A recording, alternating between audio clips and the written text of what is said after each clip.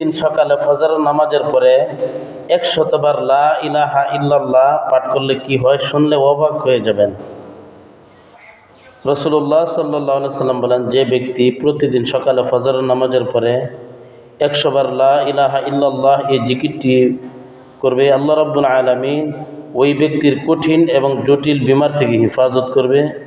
আল্লাহ রাব্বুল আলামিন ওই ব্যক্তির ঈমানের সহিত মৃত্যু দান করবে।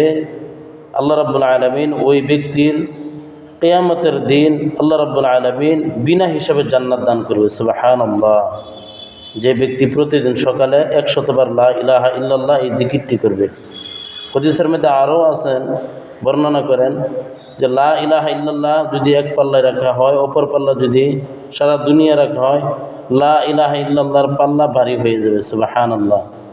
ভাই, এই কলিমার দাওয়াতটি অপর মুসলমান ভাইয়ের কাছে পৌঁছে দেন, অর্থাৎ শেয়ার করে দেন।